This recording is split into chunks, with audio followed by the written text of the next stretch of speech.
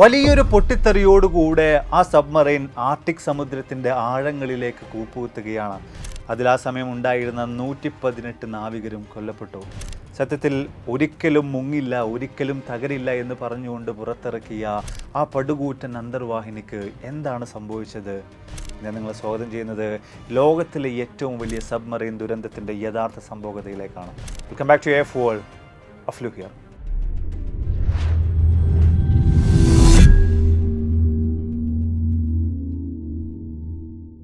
August 12, 2000. സമയം ഏറെക്കുറെ 11:28.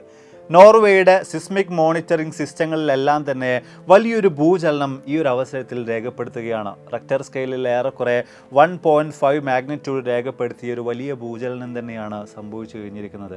ഇതുമായി ബന്ധപ്പെട്ട് അവിടെ ഉണ്ടായിരുന്ന ഗവേഷകർക്ക് കാര്യങ്ങളൊക്കെ സൂക്ഷ്മമായി പരിശോധിച്ചുകൊണ്ടിരിക്കെ 2 മിനിറ്റും 14 സെക്കൻഡുകളും പിന്നിടുമ്പോൾ വീണ്ടും വലിയൊരു ഭൂചലനം കൂടെ അവിടുത്തെ മോണിറ്ററുകളിലെല്ലാം തന്നെ ദൃശ്യമായി വരികയാണ്. അവിടുത്തെ സിസ്റ്റങ്ങളിലെല്ലാം തന്നെ കാണാൻ സാധിക്കുകയാണ്.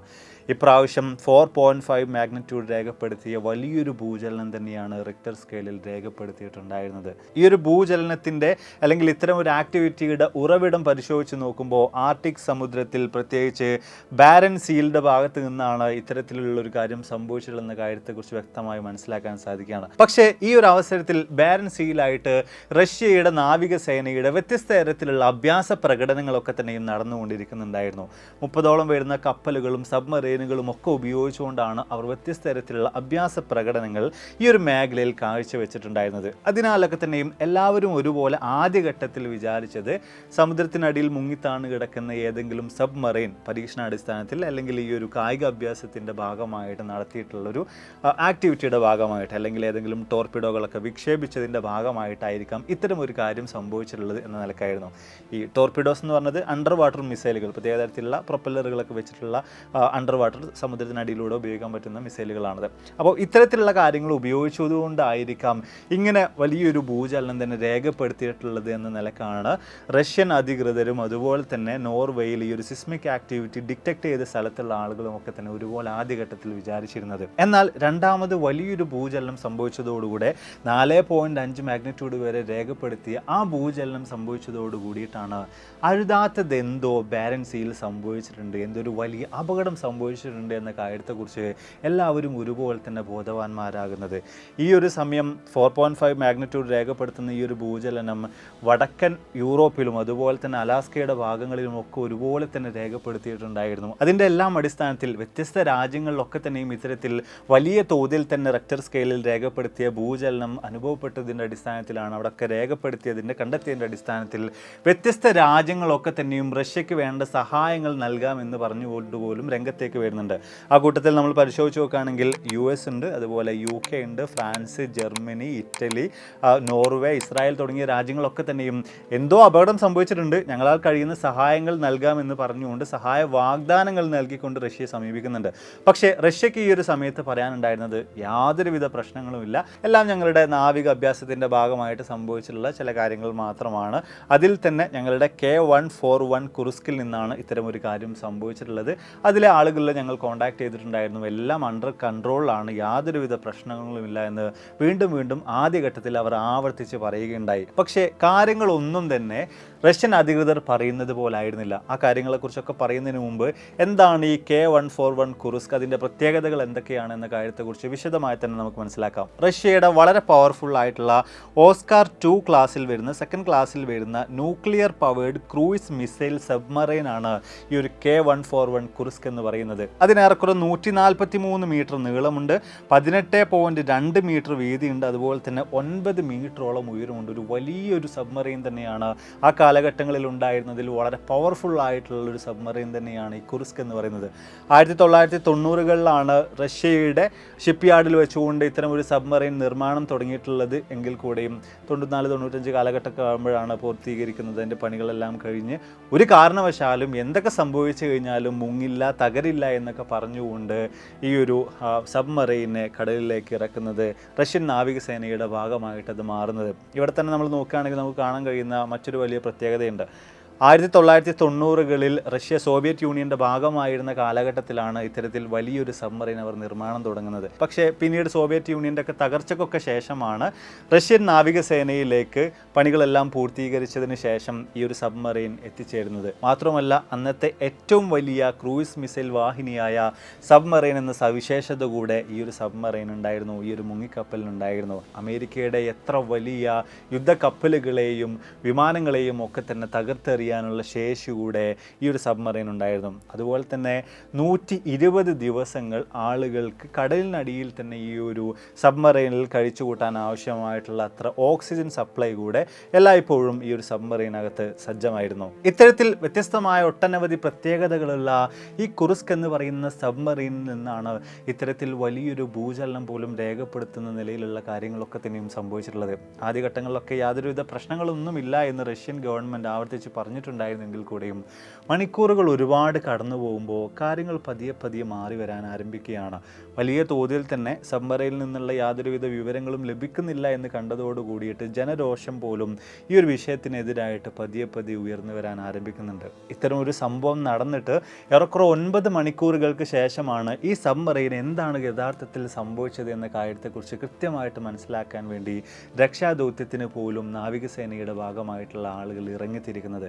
അത്രയും സമയം ഞങ്ങൾ കോൺടാക്ട് ചെയ്യുന്നുണ്ട്, യാതൊരുവിധ പ്രശ്നങ്ങളുമില്ല, എല്ലാം അണ്ടർ കൺട്രോളാണ് എന്നുള്ളൊരു കാര്യം അവർ ചുമ്മാ പറഞ്ഞതായിരുന്നു, അവർ കള്ളം പറഞ്ഞതായിരുന്നു. എന്തൊക്കെ തന്നെയായാലും പിന്നീടുള്ള മണിക്കൂറുകളിൽ ശക്തമായ നിലയിൽ തന്നെ ഈ ഒരു സബ്മറൈൻ കണ്ടെത്താൻ വേണ്ടിയുള്ള തിരച്ചിൽ നടക്കുന്നുണ്ട്. മണിക്കൂറുകൾ ഒരുപാട് കടന്നു പോകുന്നുണ്ട്. എങ്കിൽ കൂടെയും ഈ ഒരു സബ്മറൈനെ കൃത്യമായി കടലിനടിയിൽ ഐഡൻറ്റിഫൈ ചെയ്യാനും അതിനെ കണ്ടെത്താനും റഷ്യൻ നാവികസേനയ്ക്ക് കഴിയാതെ പോകുന്നൊരവസ്ഥയിലേക്ക് അവർ എത്തിച്ചേരുകയാണ്. അങ്ങനെ ദിവസം 1, 2, 3, 4 ഒക്കെ കടന്നു പോവുകയാണ്. ഇതോടുകൂടിയിട്ട് വലിയ തോതിൽ തന്നെ ജനരോഷം ഈ ഒരു വിഷയത്തിനെതിരായിട്ട് ഉയർന്നു വരികയാണ്. ജനങ്ങൾ വലിയ തോതിൽ തന്നെ ഈ ഒരു സബ്മറൈൻ എന്ത് സംഭവിച്ചു എന്ന നിലയ്ക്ക് ചോദ്യങ്ങൾ ഉന്നയിക്കാൻ ആരംഭിക്കുകയാണ്. അതിൻ്റെ എല്ലാം അടിസ്ഥാനത്തിലാണ് റഷ്യ പിന്നീട് ബ്രിട്ടൻ്റെയും അതുപോലെ തന്നെ നോർവേയുടെയും ഒക്കെ തന്നെ സഹായം ഒരുപോലെ തന്നെ തേടുന്നത്. അങ്ങനെ പിന്നീട് സംയുക്തമായ നിലയിൽ തന്നെ ഈ രാജ്യങ്ങളുടെ എല്ലാം നാവികസേനയുടെ നേതൃത്വത്തിൽ ഈ മുങ്ങിപ്പോയ കുറുസ്കിനെ കണ്ടെത്താൻ വേണ്ടി ശക്തമായ നിലയിലുള്ള തിരച്ചിലുകൾ നടത്തുകയാണ്. പക്ഷേ എത്രയൊക്കെ തിരഞ്ഞിട്ടും അവർക്ക് കണ്ടെത്താൻ സാധിക്കാതെ പോവുകയാണ്. മണിക്കൂറുകളും ദിവസങ്ങളും പിന്നെയും കടന്നു പോവുകയാണ്. ഏറ്റവും ഒടുവിൽ ഇത്തരമൊരു ദുരന്തം സംഭവിച്ച് 8 ദിവസങ്ങൾ പിന്നിടുമ്പോഴാണ് ആർട്ടിക് സമുദ്രത്തിൻ്റെ ആഴങ്ങളിൽ അവർ ആ ഒരു സബ്മറീനെ, ആ ഒരു മുങ്ങിക്കപ്പലിനെ കണ്ടെത്തുന്നത്. അപ്പോഴും ഈ ഇരു രാജ്യങ്ങളോടായിട്ട് റഷ്യ ചില കാര്യങ്ങൾ മുൻപേ തന്നെ പറഞ്ഞു വെച്ചിട്ടുണ്ടായിരുന്നു. എങ്ങാനും ഞങ്ങളല്ലാതെ നിങ്ങളിൽ ഏതെങ്കിലും ഒരു രാജ്യമാണ് ആദ്യം ഈ ഒരു സബ്മറൈൻ കണ്ടെത്തുന്നത് എങ്കിൽ ഒരു കാരണവശാലും ഞങ്ങളുടെ അനുവാദം കൂടാതെ ഞങ്ങളുടെ സബ്മറൈനകത്ത് നിങ്ങൾ പ്രവേശിക്കാൻ പാടില്ല, ഞങ്ങളുടെ രഹസ്യങ്ങളൊക്കെ ചോരുമെന്നൊരു കാര്യം കൊണ്ട് തന്നെയാണ് നിങ്ങളോട് ഞങ്ങൾ ഇങ്ങനെ പറയുന്നത് എന്ന നിലയിലുള്ള ചില നിർദ്ദേശങ്ങളും മറ്റുമാണ് ആദ്യം തന്നെ അവർ മുന്നോട്ടേക്ക് വെച്ചിട്ടുണ്ടായിരുന്നത്. നോർവേയോ മറ്റുമാണ് ആദ്യഘട്ടത്തിൽ തന്നെ ഈ ഒരു സബ്മറൈനെ കണ്ടെത്തുന്നത്. എങ്കിൽ കൂടെയും ഇത്തരം മാനദണ്ഡങ്ങളൊക്കെ മുന്നേ പറഞ്ഞു വെച്ചിരുന്നു എന്ന കാര്യം കൊണ്ട് പിന്നീട് റഷ്യൻ നാവികസേന എത്തുകയും അവർ കൃത്യമായ നിലയിൽ തന്നെ ഐഡൻറ്റിഫൈ ചെയ്തിട്ടുള്ള ഈ ഒരു സബ്മറൈനകത്തേക്ക് അതിൻ്റെ 9ാമത്തെ അറയിലേക്ക് പതിയെ പ്രവേശിക്കാനുള്ള നടപടികളെല്ലാം തന്നെ സ്വീകരിക്കുകയും ചെയ്യുകയാണ്. ഏറ്റവും ഒടുവിൽ ആ സബ്മറൈൻ്റെ 9ാമത്തെ അറയിലേക്ക് കയറി ചെല്ലുമ്പോൾ അവർക്ക് അവിടെ കാണാൻ സാധിക്കുന്നത് 23ഓളം വരുന്ന മനുഷ്യരുടെ മൃതദേഹങ്ങളാണ്. അതിൽ പകുതിയും പാതി കത്തിക്കരിഞ്ഞ നിലയിലായിരുന്നു. ചില ആളുകളാകട്ടെ ശ്വാസം കിട്ടാതെ, ഓക്സിജൻ കിട്ടാതെ മരണത്തിന് കീഴടങ്ങിയതായിരുന്നു. തൊട്ടടുത്ത അറകളിലേക്കൊക്കെ കയറി ചെല്ലുമ്പോൾ അവിടെ ഒക്കെ തന്നെയും അവർക്ക് കാണാൻ സാധിക്കുന്നത് മൃതദേഹങ്ങൾ തന്നെയായിരുന്നു. 2ഓളം വരുന്ന ആളുകളുടെ മൃതദേഹങ്ങൾ പൂർണ്ണമായും ഇല്ലാണ്ടായി പോവുകയും ചെയ്തിരുന്നു. സത്യത്തിൽ എന്താണ് അന്നേ ദിവസം കുറുസ്ക് എന്ന് പറയുന്ന ഈ ഒരു അന്തർവാഹിനിയുടെ അകത്ത് സംഭവിച്ചത്? 118ഓളം വരുന്ന അതിനകത്തുണ്ടായിരുന്ന ആളുകളെ കൊലപ്പെടുത്തിയ ആ വലിയ കാര്യം എന്തായിരുന്നു? 2000 ഓഗസ്റ്റ് 12 10 വർഷത്തിന് ശേഷം റഷ്യൻ നാവികസേന വീണ്ടും അവരുടെ ഒരു കായികാഭ്യാസം നടത്താൻ പോവുകയാണ്. അതിൻ്റെ ഭാഗമായിട്ട് ബാരൻസ് സീയുടെ ഭാഗത്തേക്ക് 30ഓളം വരുന്ന നാവികസേനയുടെ യുദ്ധക്കപ്പലുകളും അതുപോലെ തന്നെ കുറുസ്ക് ഉൾപ്പെടെ 3 അന്തർവാഹിനികളും എത്തിച്ചേരുകയാണ്. ഈ ഒരു അഭ്യാസ പ്രകടനത്തിൽ വ്യത്യസ്ത തരത്തിലുള്ള ഡമ്മി ആയുധങ്ങളാണ് പ്രധാനമായിട്ടും അവർ ഉപയോഗിച്ചിട്ടുണ്ടായിരുന്നത്. അങ്ങനെ ഈ ഒരു കുറുസ്ക് എന്ന് പറയുന്ന സബ്മറീനകത്തും വ്യത്യസ്ത തരത്തിലുള്ള ഒരുപാടധികം ഡമ്മി ആയുധങ്ങൾ കൊണ്ട് അവർ ഫില്ല് ചെയ്ത് വെക്കുകയാണ്. എങ്കിൽ കൂടിയും ഇവിടെ നമ്മൾ പരിശോധിച്ച് നോക്കുകയാണെങ്കിൽ സദാസമയവും ഒരല്പമെങ്കിലും ആയുധങ്ങൾ കൊണ്ട് നടക്കാൻ അനുമതിയുള്ള ഒരു സബ്മറൈനാണ് കുറിസ്ക് എന്ന് പറയുന്നത്. എന്തെങ്കിലും തരത്തിലുള്ള അപകടങ്ങൾ പെട്ടെന്ന് സംഭവിക്കുകയാണെങ്കിൽ അതിന് റിയാക്ട് ചെയ്യുന്നതിന് വേണ്ടിയിട്ടാണ് ഇത്തരം ഒരു നടപടി ഉള്ളത്. അതിനടിസ്ഥാനത്തിൽ ഇത്തരം ഒരുപാട് ഡമ്മി ആയുധങ്ങൾ ലോഡ് ചെയ്യുന്ന സാഹചര്യത്തിൽ കൂടെയും ആൻറ്റി സബ്മറൈൻ മിസൈലുകളും 24ഓളം വരുന്ന ക്രൂയിസ് മിസൈലുകളും ഇതിനകത്ത് സർവ്വസജ്ജമായ നിലയിൽ തന്നെ ഉണ്ടായിരുന്നു. അങ്ങനെ ഈ ഒരു പരിശീലനത്തിൻ്റെ ഭാഗമായിട്ട് അല്ലെങ്കിൽ ഈ ഒരു കായിക പ്രകടനത്തിൻ്റെ ഭാഗമായിട്ടുള്ള സമയം എത്തിച്ചേരുമ്പോൾ 118 നാവികർ ഈ ഒരു സബ്മറൈനകത്തേക്ക് പ്രവേശിക്കുകയാണ്. ഓഗസ്റ്റ് മാസം 12-ാം തീയതി രാവിലെ 8:51 ആകുമ്പോൾ ട്രെയിനിങ്ങിൻ്റെ ഭാഗമായിട്ടുള്ള ചില ടോർപിഡോസൊക്കെ തന്നെയും സബ്മറൈനിൽ നിന്നും വിക്ഷേപിക്കുന്നതിന് വേണ്ടിയിട്ടുള്ള അനുമതികൾ ഇതിനകത്തുള്ള നാവികർ തേടുകയാണ്. അനുമതികളെല്ലാം ലഭിച്ചതോടുകൂടിയിട്ട് ഒരു യുദ്ധക്കപ്പലിന് നേർക്കായിട്ട് 2 ഡമ്മി ടർപിഡോകൾ ഇവർ വിക്ഷേപിക്കുകയും വിജയകരമായ നിലയിൽ തന്നെ ആ ദൗത്യം അവർ പൂർത്തീകരിക്കുകയും ചെയ്യുകയാണ്. ഈ ഒരു സബ്മറൈന് ആകെ മൊത്തം 9 അറകളാണ് ഉണ്ടായിരുന്നത്.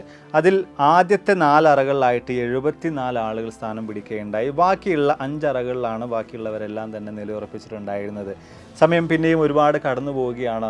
ഏറെക്കുറെ 11:28 ആകുമ്പോൾ ഇതിൻ്റെ ഏറ്റവും ഫ്രണ്ട് ഭാഗത്തുള്ള ടെർപിഡോ റൂമിൽ 2 ഡമ്മി ടെർപിഡോകൾ വിക്ഷേപണത്തിൻ്റെ ഭാഗമായിട്ട് അതിനകത്തുണ്ടായിരുന്ന നാവികർ ലോഡ് ചെയ്യുകയാണ്. പക്ഷേ ഇവിടെ വലിയൊരു അപകടം സംഭവിക്കുകയാണ്. ഈ ഡമ്മി ടെർപിഡോകളുടെ ഇന്ധനം ലീക്കാവുകയാണ്. ഹൈഡ്രജൻ പെറോക്സൈഡാണ് ഇന്ധനമായിട്ട് ഈ ടെർപിഡോകളിൽ ഉപയോഗിച്ചിട്ടുണ്ടായിരുന്നത്. 2ാം ലോക മഹായുദ്ധത്തിന് ശേഷം അമേരിക്കയോ ബ്രിട്ടനോ ഒന്നും തന്നെ ഇത്തരത്തിലുള്ള ഈ ഒരു ഇന്ധനം ഉപയോഗിക്കാറില്ല. പക്ഷേ വ്യത്യസ്ത തരത്തിലുള്ള സാമ്പത്തികമായിട്ടുള്ള പ്രതിസന്ധി കാരണമായിട്ട് സോവിയറ്റ് യൂണിയൻ്റെ ഒക്കെ തകർച്ചയ്ക്ക് ശേഷം വ്യത്യസ്ത പ്രശ്നങ്ങളിലൂടെ കടന്നു പോകുന്നത് കൊണ്ടൊക്കെ തന്നെയായിരുന്നു ടെർപിഡോകളിൽ ഇത്തരത്തിൽ ഹൈഡ്രജൻ പെറോക്സൈഡിനെ ഇവർ ഉപയോഗിച്ചിട്ടുണ്ടായിരുന്നത്. എന്തൊക്കെ തന്നെയായാലും ശക്തമായ നിലയിൽ തന്നെ ടെർപിഡോകളിൽ നിന്ന് ഇന്ധനം ലീക്ക് ആയതോടുകൂടിയിട്ട് വലിയൊരു പൊട്ടിത്തെറി തന്നെ അവിടെ സംഭവിക്കുകയാണ്. ആ സബ്മറൈൻ്റെ 1ാമത്തെയും 2ാമത്തെയും ചേംബർ പൂർണ്ണമായും തകർന്നു പോവുകയാണ്. അതിനകത്തുണ്ടായിരുന്ന ആളുകൾക്കൊക്കെ തന്നെയും മരണം സംഭവിക്കുകയാണ്. ആദ്യഘട്ടത്തിൽ അതിനകത്തുണ്ടായിരുന്ന ക്യാപ്റ്റൻ പോലും വിചാരിച്ചത് ഇതൊരു പക്ഷേ ഒരു വിക്ഷേപണം നടത്തിയത് കാരണമായിട്ടുള്ള ഒരു ഇമ്പാക്റ്റാണ് എന്ന നിലക്കാണ്. കുറച്ച് സമയങ്ങൾക്ക് ശേഷമാണ് സബ്മറൈൻ്റെ മുൻഭാഗം പൂർണ്ണമായും തകർന്നു പോയിട്ടുണ്ട്, അതിനകത്തൂടെ വെള്ളം ഇരച്ചു കയറി വരുന്നുണ്ട് എന്ന കാര്യങ്ങളെക്കുറിച്ചൊക്കെ തന്നെയും അവർക്ക് കൃത്യമായ ബോധ്യമുണ്ടാകുന്നത്.